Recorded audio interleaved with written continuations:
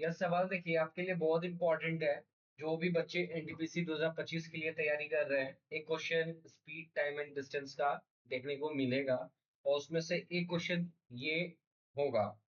कह रहा है if the car increases its speed from 24 kilometre to 40 kilometre per hour, it takes 1 hour less than usual time to cover a certain distance. What is the distance usually covered by the car? Hindi में मैं पढ़ दे रहा हूँ।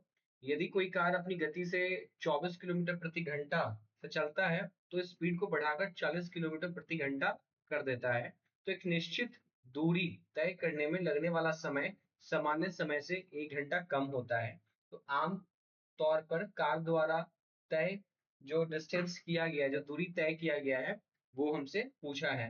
तो देखिए इसको कैसे बनाते हैं, हम बेसिक भी बताएंगे आपको और एक ट्रिक भी बताएंगे। पहले हम ट्रिक देखते हैं, स्मार्ट मेथड देखते हैं। क्या देखते हैं? स्मार्ट मेथड है, स्मार्ट अप्रोच।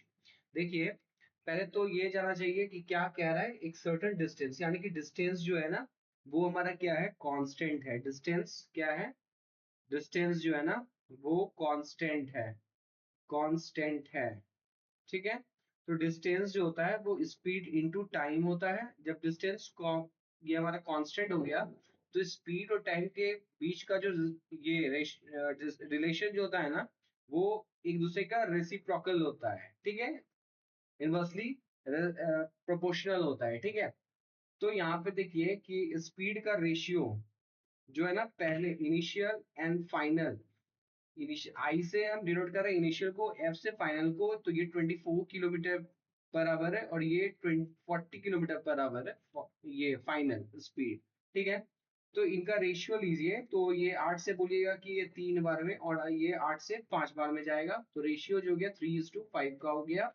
ठीक है। और टाइम का जो रेशियो होगा वो 5:3 होगा, क्योंकि यहाँ पे हमने बताया है कि स्पीड और टाइम का जो रिलेशन होता है ना, वो क्या होता है? रेसिप्रोकल, एक दूसरे का होता है व्हेन डिस्टेंस कांस्टेंट होता है।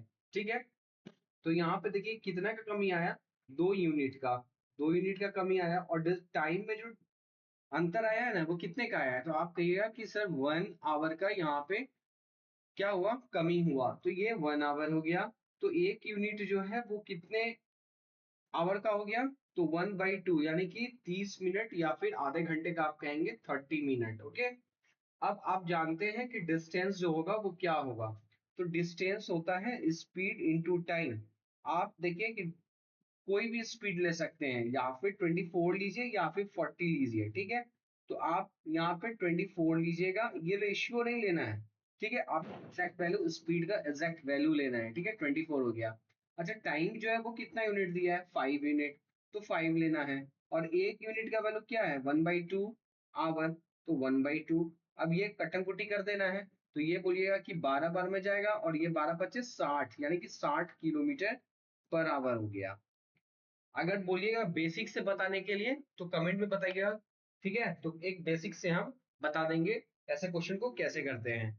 ठीक है। अच्छा लगा हो तो लाइक कीजिएगा, शेयर कीजिएगा और चैनल को सब्सक्राइब कीजिएगा ऐसे क्वेश्चन से रूबरू होने के लिए।